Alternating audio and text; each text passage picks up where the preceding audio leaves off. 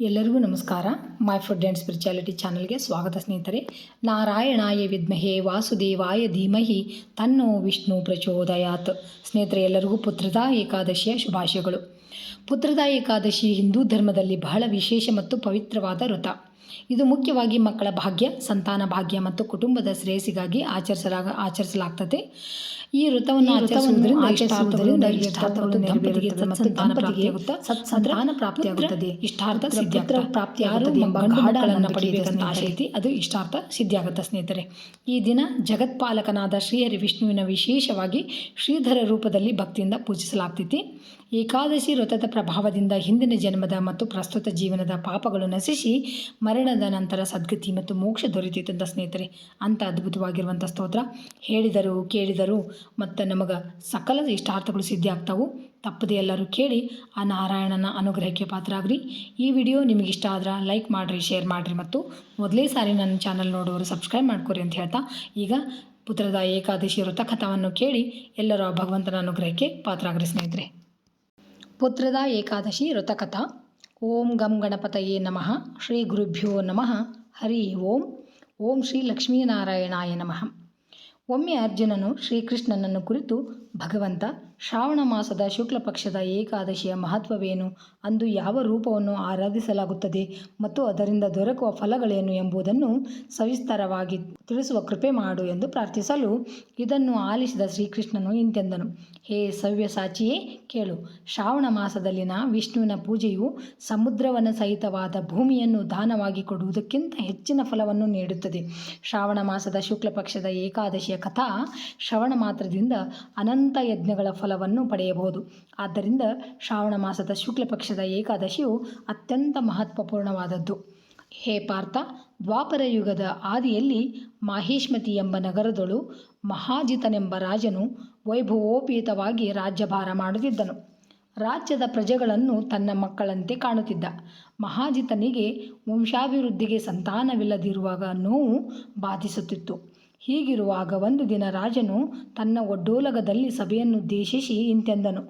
ನನ್ನ ಅರಿವಿಗೆ ಬಂದಂತೆ ಇಲ್ಲಿಯವರೆಗೂ ನಾನಾರ ಬಗ್ಗೆಯೂ ಅಸೂಯೆ ಪಟ್ಟವನಲ್ಲ, ನಾನಾರಿಗೂ ಮೋಸವನ್ನು ಎಸಗಿಲ್ಲ.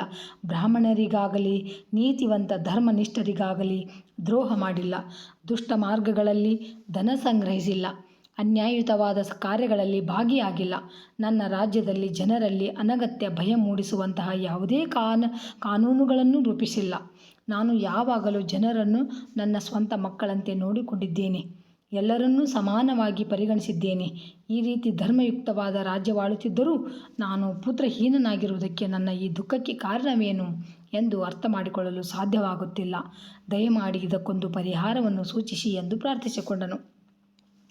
ರಾಜನ ಈ ದುಃಖವನ್ನು ನೋಡಿ ಸಹಿಸಲಾರದೆ ಮಂತ್ರಿ ಮುಂತಾದ ರಾಜನ ಹಿತಚಿಂತಕರೆಲ್ಲರೂ ಇದಕ್ಕೊಂದು ಪರಿಹಾರವನ್ನು ಹುಡುಕಬೇಕೆಂದು ಅರಣ್ಯವಾಸಿಗಳಾದ ಋಷಿಗಳ ಬಳಿ ಹೊರಟರು.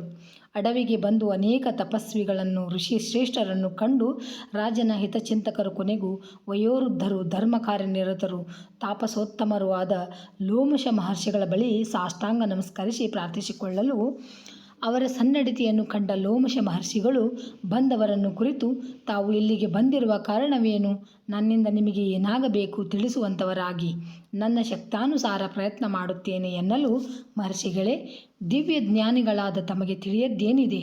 ಮಹೇಶ್ಮತಿ ರಾಜ್ಯದ ಮಹಾಜಿತನ ಪ್ರಜೆಗಳಾದ ನಾವು ನಮ್ಮ ರಾಜನ ದುಃಖ ನಿವಾರಣೆಗಾಗಿ ತಮ್ಮಲ್ಲಿ ಆರ್ತಿಗಳಾಗಿ ಬಂದಿದ್ದೇವೆ. ಪ್ರಜೆಗಳನ್ನು ಮಕ್ಕಳಂತೆ ಕಾಣುವ ನಮ್ಮ ರಾಜನು ಪುತ್ರಹೀನನಾಗಿರುವುದು ನಮಗೆ ಅತ್ಯಂತ ದುಃಖದ ಸಂಗತಿಯಾಗಿದೆ. ದಯಮಾಡಿ ಇದಕ್ಕೊಂದು ಪರಿಹಾರವನ್ನು ನೀಡಿ ನಮ್ಮನ್ನು, ನಮ್ಮ ರಾಜ್ಯನನ್ನು ಕೃತಾರ್ಥರನ್ನಾಗಿ ಮಾಡಬೇಕೆಂದು ಪ್ರಾರ್ಥಿಸಿಕೊಳ್ಳುತ್ತಿದ್ದೇವೆ ಎಂದು ರಾಜನ ಹಿತಚಿಂತಕರ ಪ್ರಾರ್ಥನೆಯಾಗಿತ್ತು. ಮಹರ್ಷಿ ಲೋಮಶರು ಧ್ಯಾನಸ್ಥರಾಗಿ ರಾಜನ ಸಮಸ್ಯೆಗೆ ಕಾರಣವೇನೆಂದು ಹುಡುಕಿ ಪ್ರಜೆಗಳನ್ನು ಕುರಿತು ಇಂತೆಂದರು. ಮಹನೀಯರೇ, ನಿಮ್ಮ ರಾಜನು ತನ್ನ ಹಿಂದಿನ ಜನ್ಮದಲ್ಲಿ ಅತ್ಯಂತ ಉದ್ದಂಡನಾಗಿ ಊರಿಂದ ಹೊರಗೆ ಅಲಿಯುತ್ತಾ ಕೆಟ್ಟ ಕೆಲಸಗಳನ್ನು ಮಾಡುತ್ತಿದ್ದನು. ಒಮ್ಮೆ ಜ್ಯೇಷ್ಠ ಮಾಸದ ಶುಕ್ಲ ಪಕ್ಷದ ಏಕಾದಶಿ ದಿನ ತನಗರಿವಿಲ್ಲದೆ 2 ದಿನ ಹಸಿದಿದ್ದು ಮಧ್ಯಾಹ್ನದ ವೇಳೆ ದಣಿವಾರಿಸಿಕೊಳ್ಳಲು ಜಲಾಶಯಕ್ಕೆ ಹೋದಾಗ ಅಲ್ಲಿ ನೀರು ಕುಡಿಯುತ್ತಿದ್ದ ಕರು ಹಾಕಿದ ಹಸುವನ್ನು ಓಡಿಸಿ ಈತ ನೀರು ಕುಡಿದನು. ಅದಕ್ಕಾಗಿಯೇ ನಿಮ್ಮ ರಾಜನು ಈ ನೋವನ್ನು ಅನುಭವಿಸಬೇಕಾಗಿ ಬಂದಿದೆ. ಏಕಾದಶಿಯ ದಿನ ತನಗರಿವಿಲ್ಲದೆ ನಿರ್ಜನದಿಂದಿದ್ದು ಹಸಿದ ಪರಿಣಾಮ ಈ ಜನ್ಮದಲ್ಲಿ ರಾಜನಾಗಿದ್ದಾನೆ ಮತ್ತು ಮುಗ್ಧ ಹಸುವನ್ನು ಜಲಾಶಯದಿಂದ ಓಡಿಸಿದ ಕಾರಣ ಪುತ್ರಹೀನನಾಗಿದ್ದಾನೆ ಎಂಬ ಮಹರ್ಷಿಗಳ ಮಾತನ್ನು ಕೇಳಿದ ಜನರು ಮಹರ್ಷಿಗಳನ್ನು ಕುರಿತು, ಮಹರ್ಷಿಗಳೇ, ಎಲ್ಲ ಸಮಸ್ಯೆಗಳಿಗೂ ನಮ್ಮ ಶಾಸ್ತ್ರಗಳಲ್ಲಿ ಪರಿಹಾರ ಉಂಟು ಎಂಬ ಮಾತನ್ನು ನಾವು ಕೇಳಿದ್ದೀವಿ.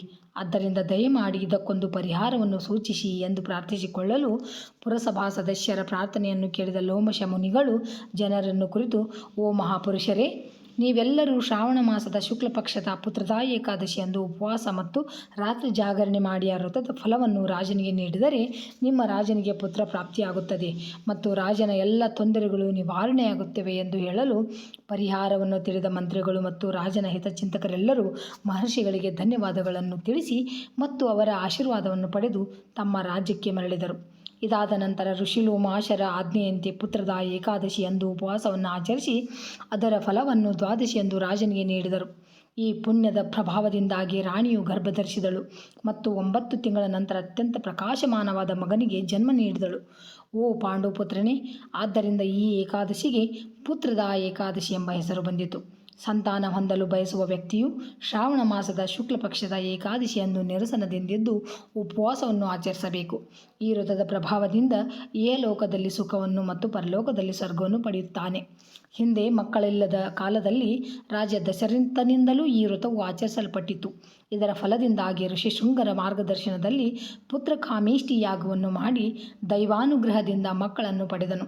ಈ ವ್ರತದ ಫಲದಿಂದಾಗಿ ಅದಿತಿ ದೇವಿಯು ವಾಮನ ದೇವರನ್ನು ಮಗನಾಗಿ ಪಡೆದಳು. ಅಷ್ಟೇ ಏಕೆ, ಈ ವ್ರತದ ಬಲದಿಂದಾಗಿ ಮಹರ್ಷಿ ಜಮದಗ್ನಿಗಳು, ರೇಣುಕಾದೇವಿಯರು ಪರಶುರಾಮನನ್ನು, ಮಹರ್ಷಿ ಅತ್ರಿ, ಅನಸೂಯ ದೇವಿಯರು ದತ್ತಾತ್ರೇಯರನ್ನು ಮಕ್ಕಳಾಗಿ ಪಡೆದರು. ಆದ್ದರಿಂದ ಧನಂಜಯ, ಪುತ್ರಾರ್ಥಿಗಳಾದವರು ಶ್ರದ್ಧಾಭಕ್ತಿಯಿಂದ ಶ್ರಾವಣ ಮಾಸದ ಶುಕ್ಲ ಪಕ್ಷದ ಏಕಾದಶಿಯಾದ ಪುತ್ರದ ಏಕಾದಶಿಯಂದು ನಿರಸನ ಉಪವಾಸದಿಂದಿದ್ದು ಜಾಗರಣೆಯೊಂದಿಗೆ ವ್ರತವನ್ನು ಆಚರಿಸಬೇಕು ಎಂದು ಶ್ರೀಕೃಷ್ಣನು ಹೇಳಿದಾಗ ಅರ್ಜುನನು ಶ್ರೀಕೃಷ್ಣನನ್ನು ಕುರಿತು, ಹೇ ಸಾಂಬದಾತ, ದಯಮಾಡಿ ಈ ವ್ರತ ವಿಧಾನವನ್ನು ತಿಳಿಸುವ ಕೃಪೆ ಮಾಡು ಎನ್ನಲು ಶ್ರೀಕೃಷ್ಣರು ಅರ್ಜುನನನ್ನು ಕುರಿತು, ಹೇ ಧನಂಜಯ, ಅರ್ಜುನನೇ ಕೇಳು. ಶ್ರಾವಣ ಮಾಸದ ಶುಕ್ಲ ಪಕ್ಷದ ಏಕಾದಶಿ ಎಂದರೆ ಪುತ್ರದ ಏಕಾದಶಿಯ ಅಧಿಪತಿಯು ಶ್ರೀಧರ ದೇವರಾಗಿದ್ದು ಈ ದಿನ ನಿರಸನದಿಂದಿದ್ದು ಉಪವಾಸ ವ್ರತವನ್ನು ಆಚರಿಸಬೇಕು. ಇದಕ್ಕೆ ಏಕಾದಶಿಯ ಹಿಂದಿನ ದಿನ ಎಂದರೆ ದಶಮಿಯಂದು ಬೆಳಗ್ಗೆ ನಿತ್ಯ ಕರ್ಮಗಳನ್ನು ಮುಗಿಸಿ ಸ್ನಾನವನ್ನು ಮಾಡಿ ಭಗವಂತನ ಮುಂದೆ ಶ್ರೀಧರ ದೇವರನ್ನು ಸ್ಮರಿಸುತ್ತಾ, ಆದ್ಯಸ್ತ್ಯತ್ವ ನಿರಾಹಾರ ಶೋಭೂತೆ ಪರಮೇಶ್ವರ ಭೂಕ್ಷಾಮಿ ಪುಂಡರೀಕಾಕ್ಷ ಅಸ್ಮಿನ್ ಪುತ್ರದ ಏಕಾದಶಿ ವ್ರತೆ ಎಂದು ಹೇಳಿ ತಾನು ಪುತ್ರದ ಏಕಾದಶಿ ವ್ರತವನ್ನು ಮಾಡುವ ಸಂಕಲ್ಪವನ್ನು ಮಾಡಬೇಕು. ತದನಂತರ ಬೆಳಗ್ಗೆ 1 ಬಾರಿ ಮಾತ್ರ ಸಾತ್ವಿಕ ಭೋಜನವನ್ನು ಸ್ವೀಕರಿಸಿ ಉಪವಾಸವನ್ನು ಪ್ರಾರಂಭಿಸಬೇಕು. ನಂತರ ಏಕಾದಶಿಯಂದು ನಿತ್ಯ ಕರ್ಮಗಳನ್ನು ಮುಗಿಸಿ ಆ ದಿನ ಸಂಪೂರ್ಣ ಉಪವಾಸದಿಂದ ಇಂದು ಲಕ್ಷ್ಮೀನಾರಾಯಣರನ್ನು ತುಳಸಿಯಿಂದ ಪೂಜಿಸಬೇಕು. ಮಾರನೇ ದಿನ ದ್ವಾದಶಿಯಂದು ಸ್ನಾನ ಕರ್ಮಗಳನ್ನು ಮುಗಿಸಿ ಭಗವಂತನಿಗೆ ಧೂಪ ದೀಪ ನೈವೇದ್ಯಗಳನ್ನು ಮಾಡಿ ಹರಿವಾಸನ ಮುಗಿದ ಬಳಿಕ ದ್ವಾದಶಿ ತಿಥಿ ಮುಗಿಯುವುದರ ಒಳಗೆ 1 ಬಾರಿ ಮಾತ್ರ ಪಾಲನೆ ಮಾಡಬೇಕು. ಹೀಗೆ ಪುತ್ರದ ಏಕಾದಶಿ ವ್ರತವನ್ನು ಆಚರಿಸುವುದರಿಂದ ಭಗವಂತನ ಅಪಾರವಾದ ಅನುಗ್ರಹವು ದೊರೆಯುವುದರೊಂದಿಗೆ ವಂಶಾಭಿವೃದ್ಧಿಯಾಗಿ ಇಹಲೋಕದಲ್ಲಿ ಸುಖವು ಪರಲೋಕದಲ್ಲಿ ಮುಕ್ತಿ ಉಂಟಾಗುವುದು ಎಂದು ಭಗವಂತ ಶ್ರೀಕೃಷ್ಣನು ಅರ್ಜುನನಿಗೆ ಶ್ರಾವಣ ಮಾಸದ ಶುಕ್ಲ ಪಕ್ಷದ ಏಕಾದಶಿ ಅಂದರೆ ಪುತ್ರದ ಏಕಾದಶಿ ವ್ರತೋಪದೇಶವನ್ನು ಮಾಡಿದರು ಎಂಬಲ್ಲಿಗೆ ಪುತ್ರದ ಏಕಾದಶಿ ವ್ರತಕಥಾ ಸಂಪೂರ್ಣವಾಯಿತು. ರುಕ್ಮಿಣಿ ಕೃಷ್ಣಾರ್ಪಣಮಸ್ತು. ನೋಡಿದ್ರಲ್ಲ ಸ್ನೇಹಿತರೆ, ಪುತ್ರದ ಏಕಾದಶಿ ವ್ರತಕಥೆ ಯಾವ ಥರ ಇತ್ತು ಅಂತ. Thanks for watching. ಎಲ್ಲರಿಗೂ ನಮಸ್ಕಾರ. ಜೈ ಶ್ರೀ ಕೃಷ್ಣ. ಮತ್ತು ಇನ್ನೊಂದು ವಿಡಿಯೋದೊಳಗೆ ಭೇಟಿಯಾಗೋಣ ಅಂತ ಸ್ನೇಹಿತರೆ.